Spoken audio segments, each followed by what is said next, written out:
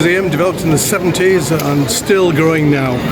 Areas from the 1820s through to 1900s town and pit village, and then we're up to the 1940s on the farm and the 1950s area being developed. Wow. So it means it was developed like in 1972. Basically, you built all those areas, Yep. and this is still developing. Still growing, yes.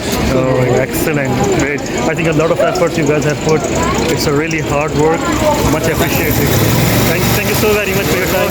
Yes, thank you. Cheers. Bye-bye. Number 16, it operated in Sunderland between 1900 and 1954 when the Sunderland tramway was abandoned and converted to buses. All right. Okay. In 1954. Wow.